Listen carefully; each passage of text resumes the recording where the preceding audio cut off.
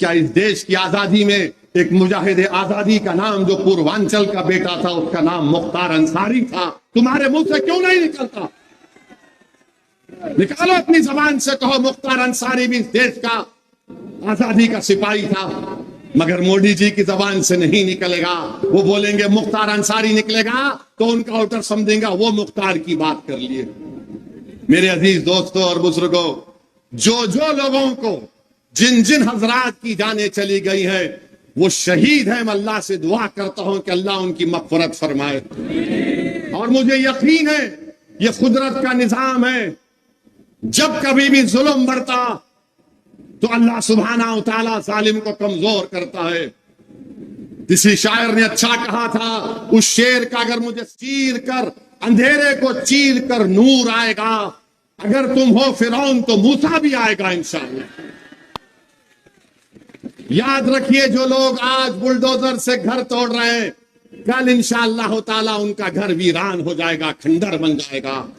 जो लोग ताकत के बलबूते पर जाने ले रहे हैं, तुम्हारी भी जान अल्लाह लेगा एक दिन इंशाअल्लाह ताला। तुम जो डर पैदा कर रहे हो, यकीन जानो कुदरत तुम्हारे दिलो दिमाग में खौफ को पैदा कर देगा। मेरे अजीज दोस्तों और बुजुर्गों, हिम्मत और हौसले को बरकरार रखिए। मोदी खुलकर कह रहे हैं कि अगर वो तीसरी मर्तबा वजीर आजम बनेंगे तो भारत की पार्लियामेंट में यकसा सिविल कोड को लेकर आएंगे। यकसा सिविल कोड उत्तराखंड में नाफिज किया बीजेपी ने। वहां पर एक मुसलमान अपनी शादी निकाह से नहीं कर सकता, बल्कि स्पेशल मैरिज एक्ट में करना पड़ेगा। एक मुसलमान का निकाह गाजी के तहत नहीं होगा, गवाह नहीं होंगे और दुल्हन को मेहर नहीं दिया जा सकता। ये यकसा सिविल कोड मोदी भारत में लाना चाहते हैं। आप अपने दिल पर हाथ रखकर सोचो, अगर कल यह कानून खुदा ना खास्ता भारत की लोकसभा में आएगा तो क्या अखिलेश यादव, राहुल गांधी उस बिल को फाड़ेंगे, असदुद्दीन ओवैसी उस बिल को फाड़ेगा? यह आपको सोचकर फैसला लेना है।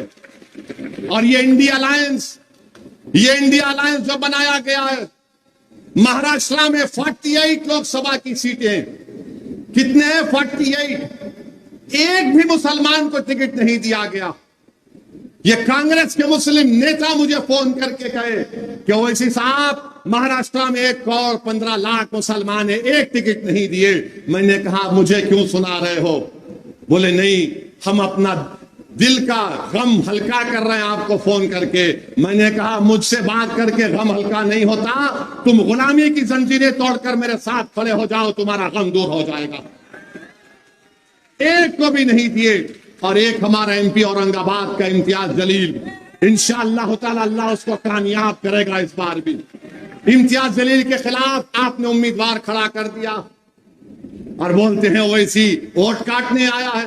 मेरे खिलाफ आपने वो कैंडिडेट खड़ा कर दिया। मैंने कहा कोई बात नहीं, मैंने तो हैदराबाद में कई मर्तबा कहा अगर दम है तो मोदी अमित शाह आकर मुझसे हैदराबाद में मुकाबला करके दिखाओ। मेरे भाई, आप देखते हैं कि महाराष्ट्र में एक नहीं, बिहार चले जाइए, बिहार में 22 यादवों को टिकट दिया तेजस्वी यादव ने। 14% यादव है, 17% मुसलमान है और 2 मुसलमानों को टिकट दिया। और गाली मुझे देते हैं। उनके 2 बेटे विधायक, एक डिप्टी चीफ मिनिस्टर रह चुका है, पत्नी मुख्यमंत्री, लालू मुख्यमंत्री 15 साल तक। अब 2 बेटियां लड़ रही हैं पार्लियामेंट का इलेक्शन। मुझ पर गुनाह, मुझ पर गाली दी जाती है। हम फुलवारी में थे, पाटलिपुत्रा में हमने अपना कैंडिडेट उतारा और मैंने कहा था पाटलिपुत्रा में देखना लालू घर से निकलेगा कल। लोग बोले कैसे? भला देख लेना तुम, मेरे आज की सभा और भाषण के बाद कल तुम लालू को देखोगे। तो आज पता चला कि 20-22 साल के बाद लालू पटना में दफ्तरे इमारत शरिया को पहुंच गए सर पे टोपी पहनकर। यह असर है आपका। अगर आप मुत्तहिद हो जाएंगे तो सब होगा मेरे भाई, मरना फिर आपको डराया जाएगा। आज मोदी है, कल कोई और होगा। बताओ कब तक डर डर के जिंदगी गुजारेंगे आप? मेरे अजीज दोस्तों और बुजुर्गों, उत्तर प्रदेश में आप देखते हैं कि समाजवादी पार्टी ने समाजवादी पार्टी ने 62 लोकसभा के उम्मीदवार उतारे। कितने मुसलमान हैं? 4। 62 में सिर्फ 4 हैं। और आजमगढ़ से लेकर फिरोजाबाद तक अखिलेश यादव के सैफई के राजकुमारों को टिकट दे दिया गया। आजमगढ़ से इनका भाई, बदायूं से इनका भाई, कन्नौज से ये खुद, मैनपुरी से उनकी पत्नी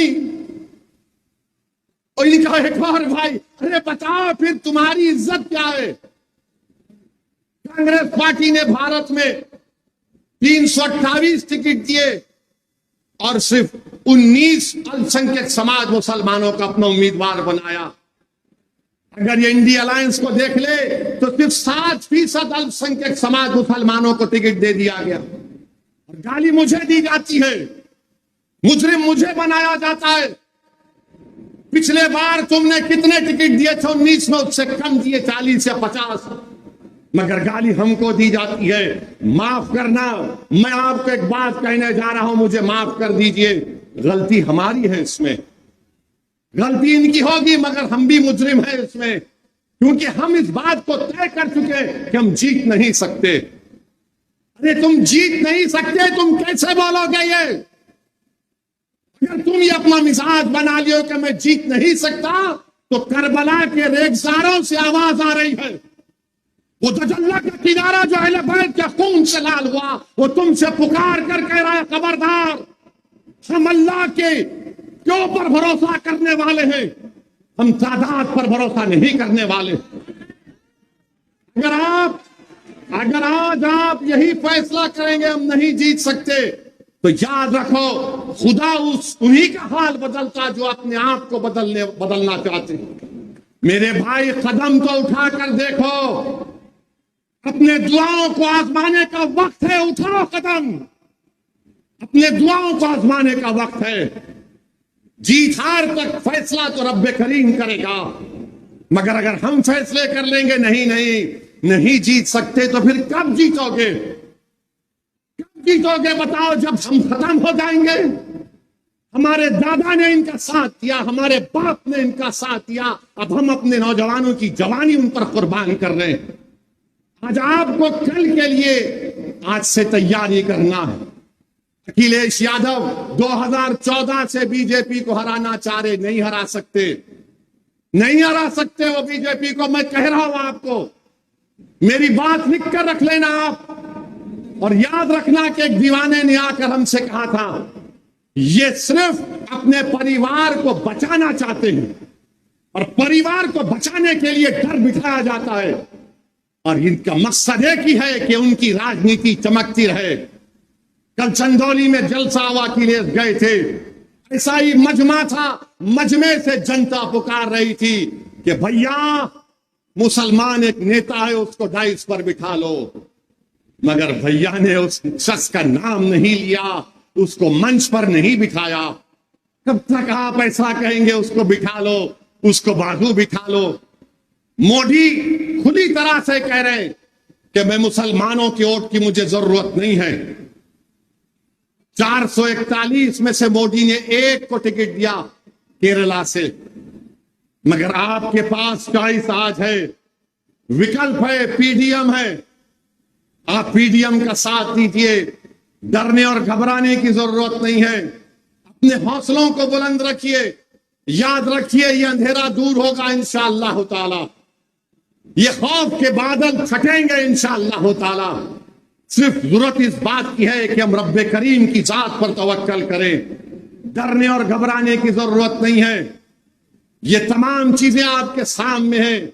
नरेंद्र मोदी के पास दिखाने को 10 साल के लिए कुछ भी नहीं है, इसलिए मोदी सिर्फ मंगलसूत्र की बात करते हैं, जिहादी की बात करते हैं, मुजरे की बात करते हैं, बच्चे ज्यादा पैदा करते हैं वो बात करते हैं, जुमे की बात करते हैं। और आप तो इस सरजमीन पर रहते हैं जहां पर एक इबादतगाह को निशाना बनाया जा रहा है। मेरे भाई, ये वक्त उठने का है, जमहूरियत में अपनी आवाज को सुनाने का वक्त है। तुम ओवैसी के भाषण को सुनकर नारे तकबीर अल्लाह अकबर कहोगे तो फर्क नहीं पड़ेगा, तुम्हारा ईमान मजबूत जरूर होगा, तुम्हारे हाथ के बाल खड़े हो जाएंगे, मगर तुम्हारी आवाज उस वक्त पूरे ऐवानों में गूंजेगी जब तुम्हारे वोटों से तुम्हारा नुमाइंदा गगन यादव जीत कर जाएगा। और उस वो काम आपको करना है। क्या आप वो काम करने तैयार हैं? क्या आप वो काम करने तैयार हैं? क्या आप डरेंगे तो नहीं? क्या आप कंफ्यूजन का शिकार तो नहीं होंगे? याद रखिए, मेरे भाषण के बाद हजरत इबलीस आपके कान में आकर कहेगा, ये ऐसे ही दे बोलता है, इसकी बात का यकीन मत करो। मेरे भाई, मैं आपको जिम्मेदारी के साथ कह रहा हूं, भारत की पार्लियामेंट में इतने एमपीज हैं, सब पार्टी के जीत कर आते हैं, सब बैठते हैं, बोलते हो ओवैसी भाई कब है तुम्हारा भाषण?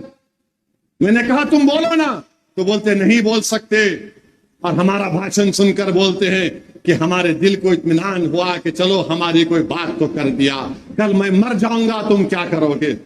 मुझे मरना तो है, जिंदगी का ये सबसे बड़ी हकीकत तो मौत है, मर उसके बाद तुम क्या करोगे? कसीदे पढ़ोगे? नहीं, एक था बोलने वाला, आपको नेता बनना है, आपके दरमियान से एक नेता उठेगा।